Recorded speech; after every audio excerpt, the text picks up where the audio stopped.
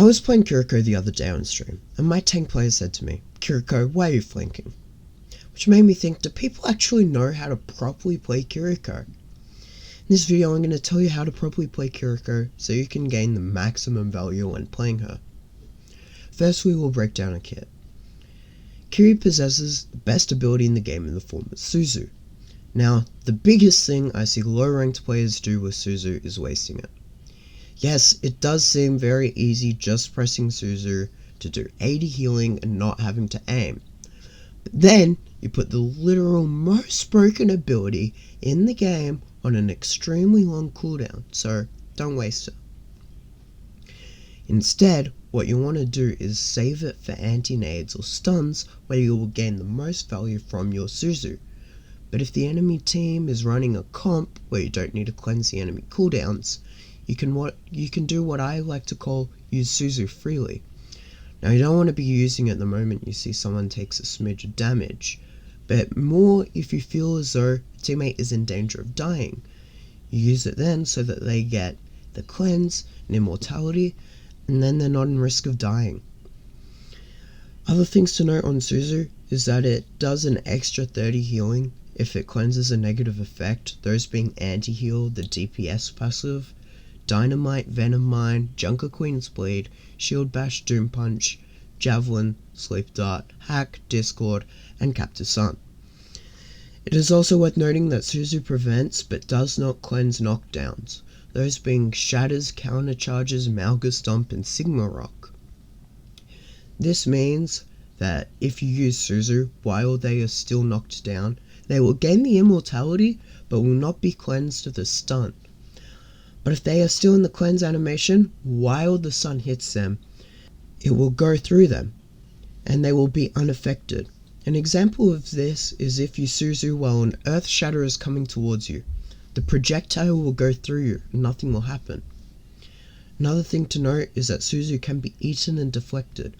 So if you use Suzu into Defense Matrix, Javelin Spin, or Kinetic Grasp, it will be eaten. If you use it into a deflecting Genji, it will be deflected. She also possesses the most broken ultimate in the game in the form of Kitsune Rush. This extremely strong ultimate increases the rate of fire by 50%, reload speed by 50%, movement speed by 30%, grants a 2 times cooldown production, lasts 10.5 seconds, and cannot be destroyed after it's placed. So yes, it's pretty strong. There are multiple times and situations where Kiri's ult is strongest. Examples are engaging, using it once you've gotten it, in response to an enemy dive, in response to a teammate's dive, if one of your teammates ult.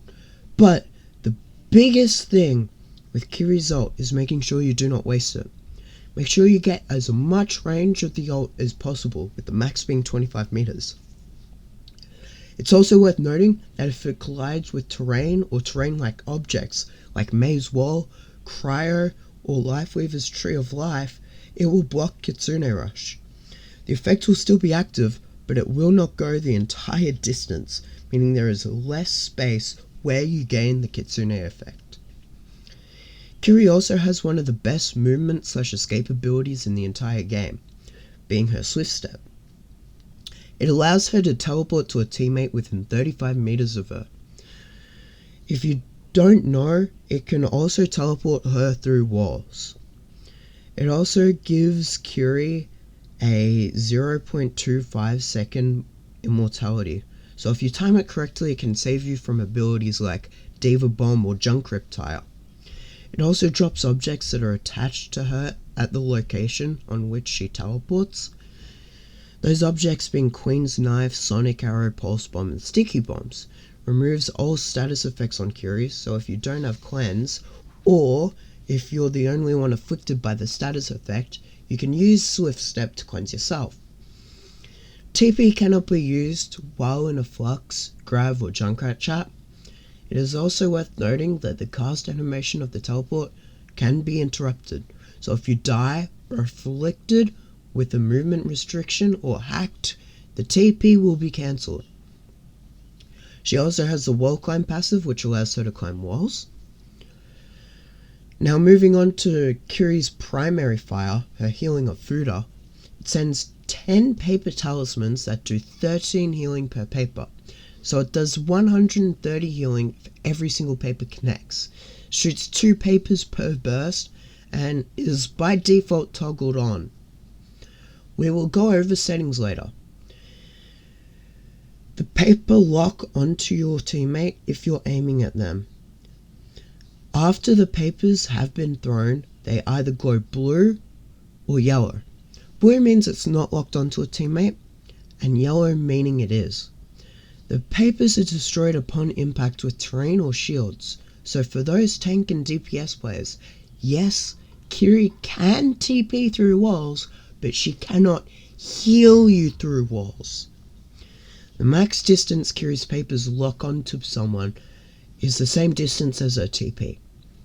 And finally, if your papers are locked onto someone, they will home onto that person until the papers are either destroyed because of impact or because it healed the target.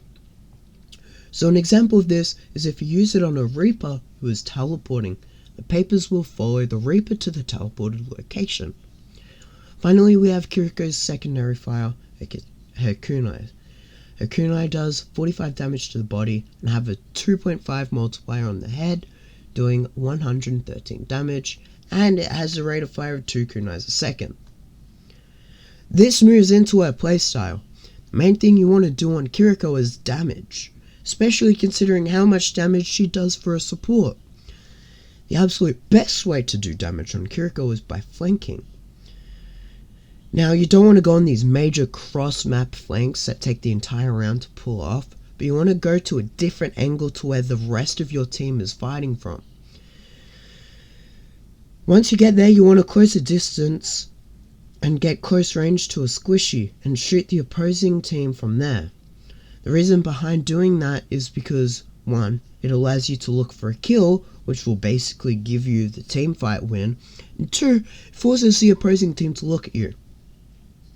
Now, the reason behind why the opponent's looking at you is important, as it distracts them. If they don't divert their attention to you, they're going to die to you. And the reason this is good is because if they're looking at you, their backs are turned to the rest of your team, which allows your team to kill them. So the choice is either die to you or die to your teammates. But what happens if you end up getting in danger of dying?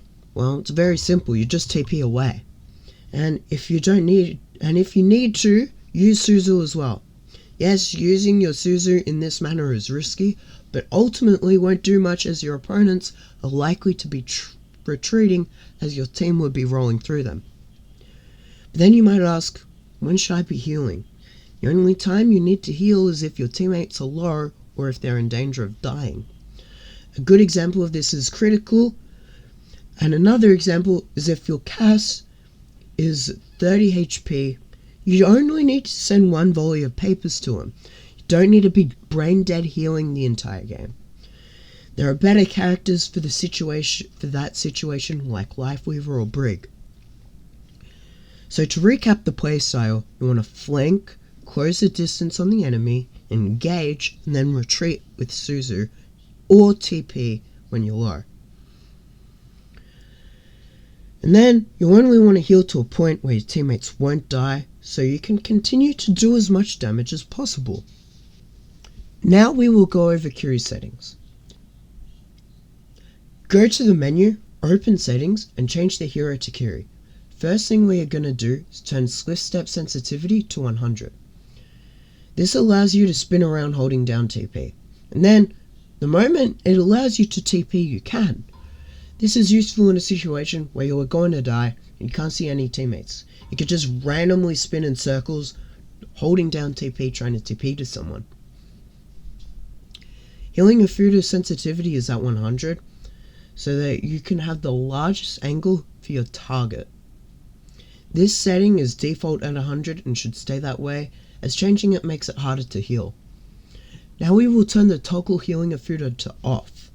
This means you will have to hold down when you want to heal, but you won't be stuck in the healing animation for the entire duration if you need to swap to doing damage, reload, TP, ult, or Suzu. Now, the healing of food or UI is a player preference. Personally, I choose to have it on, but if you like it off, it is a preference and doesn't do that much. Automatic wall climb is off by default, and that's for a very good reason. It being on just causes a mess and creates a ton of mistakes, so don't turn it on. Healing the food cancels reload we want on, as if you're reloading and a teammate is in danger of dying and needs healing, you could just send the papers to them.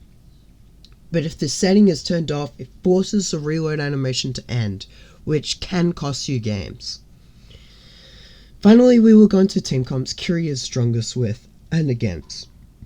In terms of poke, dive, and brawl comps, Curie is very diverse and can be played in all of them, as her kit allows her to do that. She is very strong paired up with any support, with her possessing the best ultimate and ability in the game. So there is no wrong team comp for Curie to be played in, but then of course there is the best options, which would be dive comps of Curie Lucio or Curie Ana. In terms of what team comps Curie is weak into, she is again very diverse in this manner. But if she doesn't have any of her abilities, she's very easy to kill.